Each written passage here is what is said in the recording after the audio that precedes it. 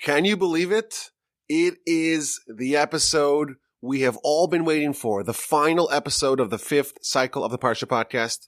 And I'll tell you, when we started this cycle, when we started the 5th cycle of the Parsha Podcast, if you would have asked me to predict what is the likelihood that we will have a new episode each week from Parshas Bereshis, from the beginning of Genesis, all the way to Parshas Vezos Habracha, all the way to the end of Deuteronomy, I would have taken the under.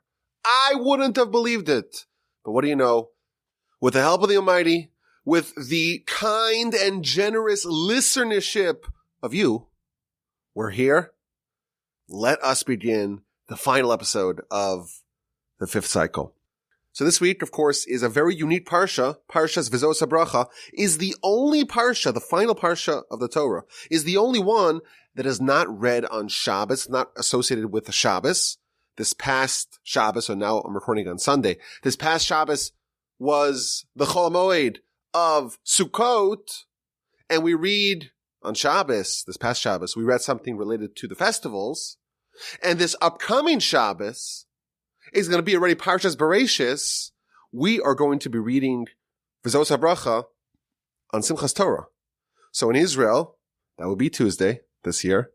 In the United States and the diaspora, it is on Wednesday. And this week, we're going to have to figure out how to do 2 Parsha podcasts, one now for Vezos Habracha. And this Shabbos is already the beginning of the upcoming cycle, Parshas Bereshis. We're only going to have 2 days to do it, to study it, to prepare it. But now we're focusing on the end of the Torah, the final Parsha podcast of this cycle. And I prepared something really special for you. I decided to undertake something very ambitious. What I want to do, because today is still Sukkot, still Sukkos, I wanted to connect the Parsha to the festival, and I want to connect that to what I think is maybe the most important and central message of the Parsha Podcast. And I want to link the end of the Torah with the beginning of the Torah from the conclusion, Vezos Habracha, to the beginning of the Torah anew. I want to wrap all that in one beautiful, delightful episode of the Parsha Podcast. Is that a lot? Are we biting off more than we can chew? You bet we are. Of course we are. But that is our mission. That is our mandate in the Parsha Podcast. That's what we do in the Torah Center. We bite off more than we can chew, and we keep on chewing. So let's begin with a question. This week, we're going to read 2 Parshas. We're going to have on Simchas Torah, Tuesday or Wednesday, Tuesday in Israel, Wednesday in the diaspora. We are going to be reading Vezos Habracha. And then a couple days later, we scroll the Torah all the way back to the beginning, and we start anew. We start with Genesis. And I think it's somewhat of an unnatural transition. You know, the story of the Torah, the narrative flow, has been building up since we started the 5th cycle of the Parsha Podcast, since Parshas Bereshis. And every Parsha kind of leads into the beginning of the ensuing Parsha. And we experience the story of our people vicariously through the Parsha. There's a lot of ups and downs, ebbs and flows, high watermarks and nadirs. But this week, we're going to go through a transition that's very unnatural, maybe even a bit jarring. We have been leading up to a point where we're finally on the doorstep of Canaan. We've been following this continuous linear storyline, and very abruptly, Moshe is going to die at the end of our Parsha. And that's it. We have this void. And the very next week, or really 2 days later, we go all the way back to 0, all the way back to Genesis, back to the very beginning. And the question that I'm worried about is, what about all that hard work that we did? You know, we worked through the story. You know, we met Abraham and Isaac and, of course, Jacob and his exploits, and Joseph and his brothers, and the Exodus story, and Sinai and the golden calf and the spies and Korach and Balak and Deuteronomy. we've been building up this tremendous edifice, and next week, we're back to zero. We're back to Genesis. We're back to the origin of man, to Noah. It's almost like we got very advanced in the story, and we're going back to the Stone Age. We lose all our progress. So the first question I want to pose for this very special final Parsha podcast of this cycle is, what are we supposed to make of this very unusual transition where we've built up the whole storyline and then we, so to speak, lose it and start from the beginning? Question number one. Point number two that I want to focus on is, the story of our Parsha is Moshe giving the blessings to the tribes and then dying. And the Parsha, and indeed the Torah, ends with a reflection of Moshe's greatness. And I think that for us, he's been our guide essentially since the beginning of Exodus. He's been the main protagonist of the story. And this is the culmination of his story. This is the culmination of the Torah. And I think it is appropriate for us to explore what exactly Moshe did to get there. What did he undergo? What process did he go through to arrive at his destination? Now today is, of course, also the Festival of Sukkot. And Sukkot is, of course, a subject that we've spoken about in the other podcasts at great length. But I want to focus on a very unusual custom that we do on Sukkot, and that is the custom of the Ushpizin. Ushpizin is the Aramaic word for guests, and the idea behind this custom is featured in the Zohar, in the Kabbalistic literature. We are told the following very unusual thing. Over the 7 days of Sukkot, the 7 greatest leaders of our history, the 7 greatest people of all time, come to visit us in our sukkah on these 7 successive days. And in fact, the Zohar tells us, one of the great sages of the Talmudic era, he would welcome these ushpizin, these guests, into his sukkah every night. Before he walked in, he says, okay, it's time for you to come join us. Let's invite all our guests. And there's no one there, or no one that we could visualize with our eyes. He's inviting these invisible, the souls of these 7 giants into the sukkah. Who are these 7 giants? So day 1 is Abraham, and then Isaac, Jacob, Moshe, Aaron, Joseph, and David. For 7 days of Sukkos, we are visited by these 7 greatest leaders of our history. Now, what happens when they come visit? Of course, we can't see it with our physical eyes, but in the accompanying liturgy of this very unusual custom, we say that these ushpizin, these 7 guests, actually speak to us. They communicate with us in our sukkah. So each of these days, we have the greatest people of our history come to our sukkah and speak to us. Isn't that a strange custom? Now, I think there's a question here, a few questions. First of all, it's a really nice idea to have Abraham come to your sukkah. And it's 7 days. Isn't that convenient? We have 7 greatest leaders, and we have 7 days. Isn't it nice that we can have one visitor every day? But why is this only on Sukkot? We have a perfectly functional 7-day festival called Pesach. Yet these ushpizin, according to the Kabbalistic literature, they show up on Sukkot alone and not on Passover and Pesach. So what is inherent in this festival that makes it worthy of having these 7 visitors specifically? Question number 1. Question number 2.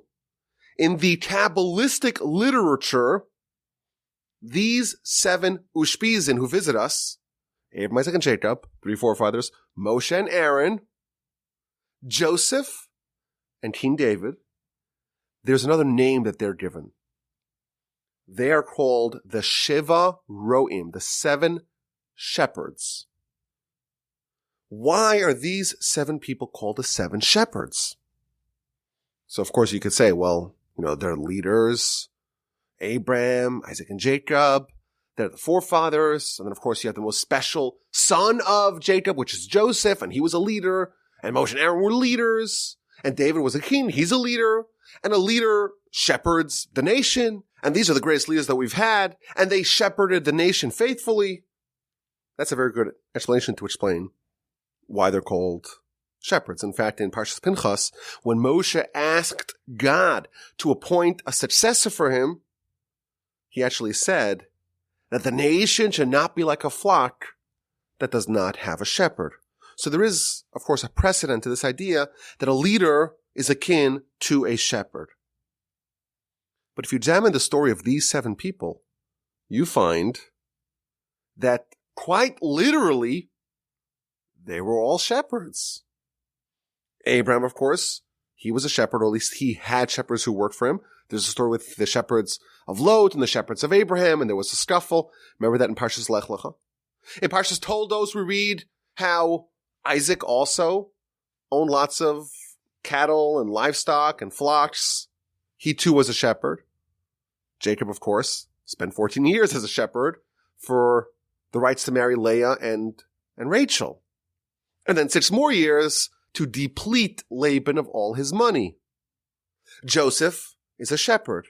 Moshe, chapter 3 of Exodus, is a shepherd. David, of course, famously, is a shepherd. So all of them are shepherds.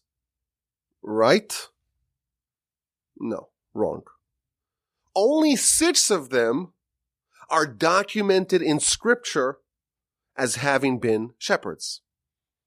Abraham, Isaac, and Jacob, Joseph, Moshe, and David. All of them, except for Aaron, were quite literally shepherds. Yet they're called the 7 shepherds. So this raises 2 more questions. We're talking about the 7 greatest leaders of all time. The ones that come to visit us in our sukkah for the 7 days of Sukkot. And they're called the 7 shepherds. And they, or at least most of them, are quite literally, that's what they did. That's their profession. So question number 1 is, why is shepherding, of all the professions, why is that the one that's likely to prime a person to become one of these giant titanic leaders? Why is this the occupation likely to spawn someone like Abraham, Isaac, and Jacob, and David, and Moshe, and Joseph? What about the rest of the classic Jewish professions, like a lawyer, a physician, my son's a doctor, he's a physicist, a scientist, a technologist, a financier? What about Hollywood? There's a lot of professions out there, but somehow being a shepherd is the one that at least 6 of these 7 quote-unquote shepherds took, and that is somewhat noteworthy towards what they became. And you would think, a shepherd sits alone with the flock, with the cattle. It's kind of a job for an introvert. It's a job for a loner. You wouldn't think that this would be the career path best suited for leading the masses. So why is shepherding going to make someone, or likely to make someone, into a great leader? Or at least, why did the great leaders of our history, why were they specifically shepherds? And what is the meaning behind Aaron, the exception? Aaron is not a shepherd, yet he's called a shepherd. What is the meaning of that? Now, I'll tell you, there is a midrash.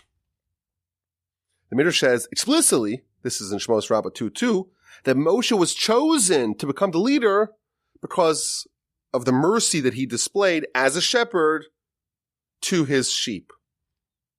So there's clearly something about shepherding that is conducive to developing leadership skills, to become one of these all-time greats, to join this rarefied pantheon.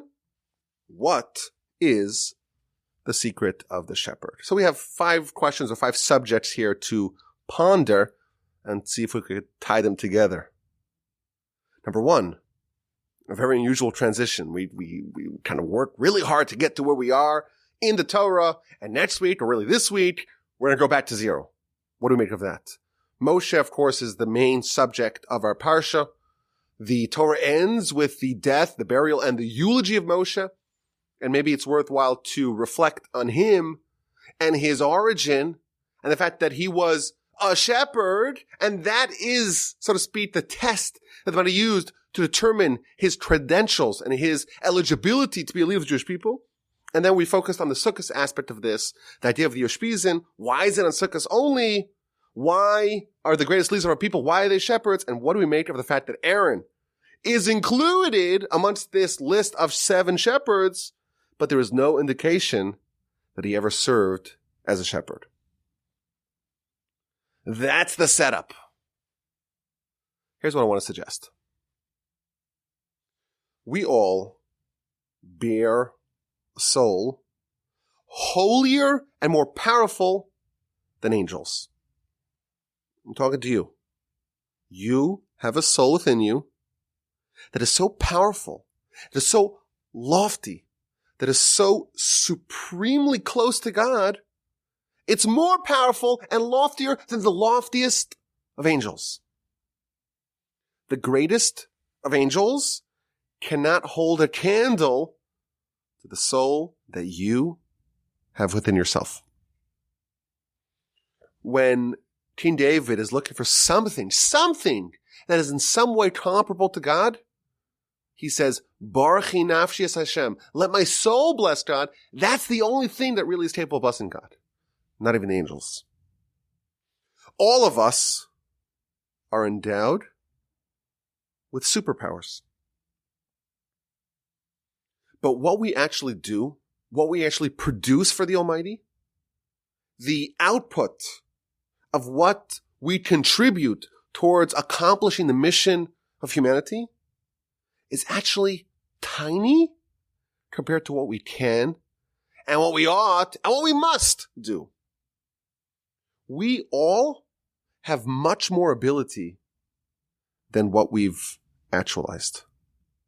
And the reason why we're not living up to the expectation of the Almighty, we're not maximizing the opportunity of having a soul within you that's more powerful than the angels, the reason is because we have become conditioned to mediocrity. We're conditioned to being average, to being mediocre, to being just as good as everyone else, to go with the flow, to live up to the standards of all the other people that we see. You know, you can listen to a lecture, you can listen to a podcast, you can study Torah, and you can listen with half an ear. You can kind of get the gist. You listen to every other word, and you basically understand what the message is. And if you're gifted, and you are, you could still go to school and kind of coast your way through school and still pass the finals and still get A's. You could cruise through work and be good enough to not get fired. There's kind of a low expectation, really, of people as gifted as you. With minimal effort and minimal work, you could be good enough. And I think the reason why we don't accomplish the great things that the Almighty expects from us is because we tend to measure ourselves by the standards of other mediocre people. We're surrounded by average people, by mediocre people. And I'm not saying this as an insult. I'm saying by the standards of what you are actually capable of. If you were to marshal every ounce of your ability, what you can actually do dwarfs what you're currently doing. If you were to actualize every little gift that they might give you and compare that to what you've become or where you're holding, by that standard, all of us are mediocre. I had a conversation with someone yesterday, just finished law school. And I said to him, well, you spent 3 years in law school. Could you have done that work? Could you have learned whatever you learned if instead of spending 3 years on it, you spent 1.5 years? Half the time. If you marshaled every ounce of ability that they might have gave you, could you have done the work of 3 years in 1.5 years? And my friend admitted to me, yes, he could have done it. So I tell him, listen, half the time you wasted. It's extra. You could have done other things. You could have done double the output of what you actually did. All of us are capable of so much more than we actually do. But we have become conditioned to mediocrity by the people and the society that we are around. And then you have the shepherd. The shepherd, it's just you and God. There are no mediocre humans or any humans at all for miles and miles. The only beings that you're around are your flock, and that's it. You are removed from the regression to the mean of the masses. Under those conditions, when you are not judging yourself, measuring yourself by the pathetically low standards of every other person, pathetically low compared to what you can become, compared to the soul that you have within you, under that circumstances, under those conditions, you can truly soar if you hold yourself up to the standard of just you and the Almighty. You're a shepherd. Under those conditions, you can unlock the incredible potential that you have. I remember the first day that I went to the Talmudic lecture of my teacher, Rabbi Usher Arieli. So this was the middle of a semester. It wasn't like the first day of the semester where everyone's really excited. It was the middle of the semester. And I went to the lecture and I was greeted by a fire hose. And the fire hose was shooting a barrage of Torah at me. And I could not believe how much Torah was conveyed in an hour. I was just not used to it. I couldn't believe how fast it was going. And I remember thinking, there's no way that me and anyone in this room, we're not the same species. I cannot keep up. But what happened? A week later, it became easier. A month later, was something I was used to. I had been conditioned to mediocrity to a much slower pace. You can listen with half an ear. You put in a little bit of effort. You don't have to think really hard because after all, it's really slow. It's mediocre. And now you're finally forced to actually work. You're not used to it. But you know what? You've just upgraded your standards. And I was thinking, if it was twice as fast, it's possible that all of us would adjust. We all have incredible ability that we maybe not even aware of. We are just cruising. I remember hearing a great story about a young man who lived in Soviet Russia, but was very dedicated, a family that was really dedicated to Torah. And despite the state-sanctioned atheism, they would study Torah on their own. And eventually they were refused next. They weren't allowed to go to Israel. Eventually in the 70s, they were allowed to go to Israel. And one of these young boys decided he wanted to join the Mir Yeshiva, the largest and most prestigious Talmudical yeshiva in the world. And he went to the Rosh Yeshiva, head of the yeshiva, to have a test, to have an inspection. Because when you want to join the yeshiva, you have to be inspected. Do you have the chops? Are you able to keep up with the pace? Do you have the ability to study at such an advanced institution? And he apologized profusely to the head of the yeshiva. He says, I'm so sorry. I only memorized 3 orders of Talmud with the commentaries. I'm so embarrassed about how little I know. And that's a real joke, because if you've ever studied Talmud, you know that there are only 6 orders of Talmud. And if you've memorized 3 of them, you've memorized half of Talmud, and you are in the top 1% of 1% of people who study Talmud. But he was in Russia. He was in Soviet Russia. He didn't know. He was never conditioned to mediocrity. He was a shepherd. It was just him and the Almighty. Had he been surrounded by mediocre people, then he would have said, okay, well, I know the page of Talmud better than anyone else. I'm good enough. I'm one of the bright ones. I'm one of the successful ones. I'm a success story. That's what would have happened. But he was alone. He didn't know about the accepted low expectations. He didn't know about that. So to him, it was just, I only know half a Talmud. I'm just embarrassed to show my face here. The shepherd is someone who has not been exposed to the toxic and destructive mediocrity and mediocre expectations and standards of the masses.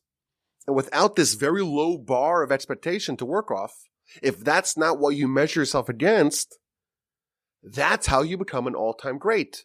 You realize that you have this soul, this nuclear bomb within you, a positive bomb, for peaceful purposes. You have all this power within you, and you tap into it, and you develop it, and you push yourself really hard. And you become an Abraham, an Isaac, a Jacob, a Joseph, Moshe, Aaron, David. That's how you do it.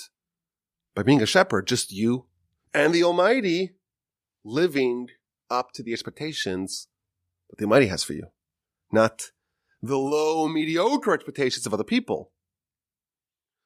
I was thinking there's another oddity about these 7 people.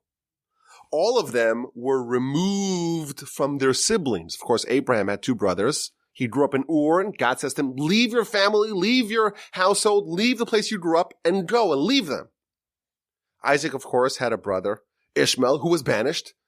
Jacob had a brother who wanted to kill him, and he had to flee and hightail out of there. Joseph, of course, the animus between him and his brothers is well documented. Moshe and Aaron were brothers and were separated. And of course, David was the pariah of the family, rejected and cast away and ostracized. Maybe this is the same idea. To become one of these shepherds, you have to kind of be removed, so to speak, from the environment of everyone else and from the people that you grew up with and from the subpar and low and mediocre expectations of everyone else.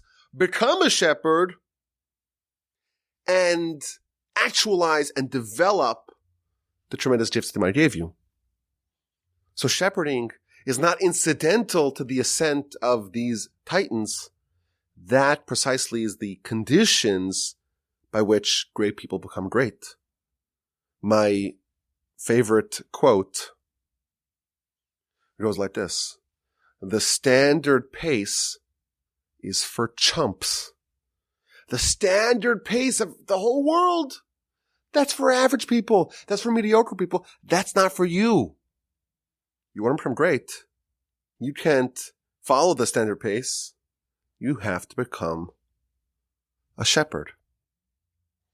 And then there's one of them who actually was not a shepherd.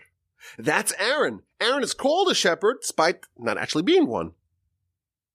It seems like Aaron was able to have the quality of a shepherd, of not measuring himself by the pathetically low standards of the masses, despite not serving as a shepherd, not being isolated from the rest of society, despite being inside of society. Not only that, we know Aaron was a man of the people. He was always settling disputes and he was drawing people close to Torah. He was involved with society. Yet, he had an antidote to mediocrity. Yet, he was a shepherd. Here's the secret. The first thing we discover about Aaron is when Moshe, all the way back in the beginning of Exodus, is objecting to God sending him to save the Jewish people, and he has a whole series of objections and eventually tells God, send Aaron instead. And the commentaries explain he was worried about Aaron's feelings. We've talked about this many times in the past. He was concerned that he would have all the glory and his older brother would be offended, he would be pained by it. Send Aaron instead. And God responded to him, you're worried about Aaron? Aaron, viracha v'samach b'libo. When he sees you, he will be delighted and glad in his heart. Aaron is someone who had no shred of envy. And therefore, he would be glad for Moshe, not just superficially, he would be glad for Moshe in his heart. Aaron had no envy. If you think about it, envy is only when you measure yourself against other people with whom you live. Envy is not this absolute measure, it's a relative measure compared to other people. Because we measure ourselves against our neighbors, we have envy. All of us live more luxurious lives than kings had 500 years ago. So why are we envious? We are envious because we measure ourselves against the people we see, the people around us, the people in our contemporary society. And that is the same root of us adopting the mediocre standards of our neighbors. Aaron was a shepherd in the middle of society. He had no envy, but he also did not subsist with measuring himself by the standards of others. He was able to shake off the conditioning to mediocrity, despite not being an actual shepherd. In the middle of the people, he was still, nevertheless, a shepherd by refusing to capitulate to the standards of others, by refusing to be envious of others. He was a person who understood that they might expect a lot of him, more of him than other people, and not to say, well, I'm good enough for everyone else. He was a shepherd in society. I think this is a very important point. It's critical for us to not be mediocre, to become shepherds. I've said the story in the past. It's an amazing story. The great head of the Volozhin yeshiva, the Netziv, when he finished his monumental commentary, the Hamek Shaila, on the She'iltos of Rabbi Chai Gaon, he made the following announcement.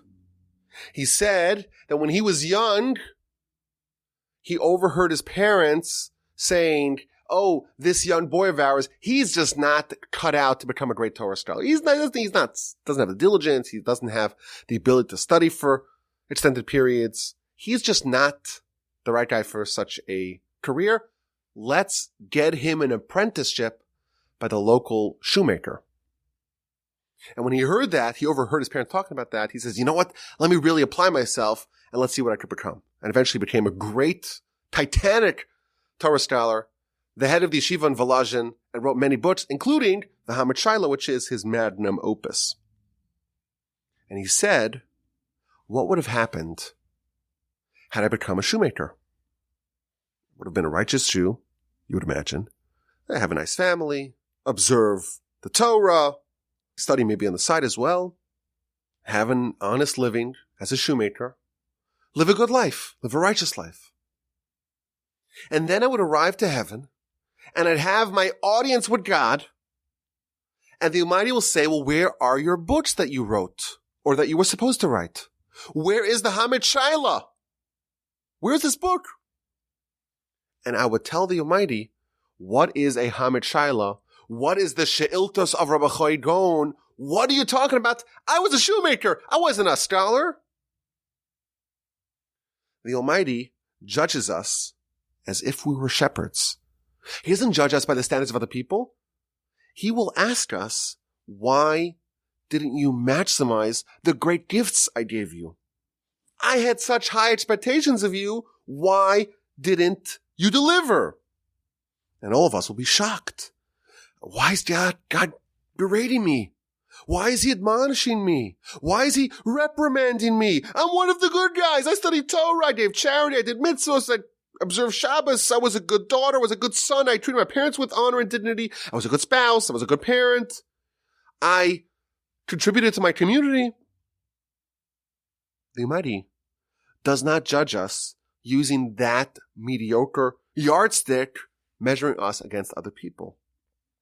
He judges us based upon what we were capable of if we truly maximized the gifts that he gave us. He judges us like a shepherd. And he'll tell you, you could have studied all of Talmud. You could have studied all of Torah. You could have built and supported Torah organizations. You could have written Torah books. Dare I say, you could have spread Torah via podcasts, all other sorts of media. Where is it? I gave you superpowers, and you neglected to exploit them to their fullest. It's a terrifying thought. We all know that we are capable of a lot more than what we are doing. And that's the lesson of the shepherds. shepherd is someone who says, I'm alone. You could be a literal shepherd. That's one way to stave off the mediocrity. You don't see other people. You don't know of any other people. You don't hold yourself to their standards. It's just you and the Almighty. What does the Almighty want of me? What did He give me? What are the tools that He gave me? What are the strengths He gave me? What are the opportunities that He gave me? And how do I make sure that I do my mission? I fulfill my mandate. If you're a literal shepherd, this is easy. If you're not a literal shepherd, nevertheless, you have to adopt the other antidote to mediocrity, and that is the lesson of Aaron. I'm not envious of other people because I don't judge myself as just another ordinary moist robot, another ordinary earthling. I'm an individual. And therefore, everything that I have is because God wants me to have that. It's not just a uniform mission. Everyone's got to do the same thing, and therefore everyone has to be jealous of each other. Oh no. I'm an individual. I can only judge myself against what the Almighty expects of me. With that attitude, when you see others flourish, you'll be happy in your heart. No envy. And you can become a shepherd even amidst society. But that's the only way to become a true tzaddik, to actualize what the Almighty expects of you. I told this Dvar Torah to my chavrusa, to my study partner David, and he told me that his chavrusa said to him that this really fits into the Festival of Sukkot.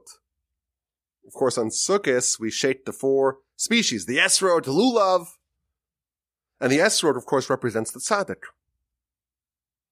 And the other 3, they represent everyone else, the average, the okay, and even the wicked. And of course, when you hold them, the esrog is held alone in your left hand, and the bundle of the other 3 are in the right hand. The esrog is the tzaddik, is the shepherd of the 4 species. It's the one that's alone. How do you become a tzaddik? How do you become an esrog? When you are alone to a certain extent, you judge yourself as if you were a shepherd. It's just you and the Almighty. And I think in general, this is one of the lessons, the meta lessons of the Festival of Sukkot. On Rosh Hashanah, we coronated God. On Yom Kippur, please God, hopefully, we earned expiation, cleansing of all our misdeeds. Now, we have the Almighty, so to speak, as our master. We've been purified and cleansed from every malady, from every blemish, from every flaw. Now it's time for us to unleash our potential. And we sit in the sukkah, it's just us and the Almighty. And we sit with the 7 shepherds. And as the liturgy tells us, they talk to us. And this is also the time that we finish the Torah. And we dwell on how Moshe became the person he became. And again, the Midrash tells us he was a shepherd. That was his preparation for greatness. And you know what? We finish the Torah. And we go back to square one. We go back to a clean, blank slate of humanity. Adam. That's it. Maybe the lesson is like this. At this time of year, in this juncture in the calendar, learning all that we know, we have been shown what we need to do. You've seen Moshe. You've seen his transformation. You've spent a week with these shepherds talking to you. Now it's your turn. You have seen how great a man can become, a person can become. Okay, now it's your turn. Go make something out of yourself. The shepherd doesn't subsist with the standards or even with the mission type of others. He recognizes that he's an individual, a one of one. Doesn't use the mediocre standards of other people. And that is how you end up as a giant. And that is what the Almighty expects of you. Okay, let's get to these sweets A and Q. This is the final A and Q of the fifth cycle of the Parsha Podcast. Should we do the anew next year? What do you think? Should we do it? Let me know. Send me an email, rabbi@com. So this week, the anew comes courtesy of the death and burial and mourning period over Moshe. The verse says that the sons of Israel mourned Moshe. So Rashi tells us, what does it mean, the sons of Israel? Hazicharim, the males. Aval be'Aaron, but by Aaron, because Aaron was someone who always pursued peace and would always instill peace between man and wife.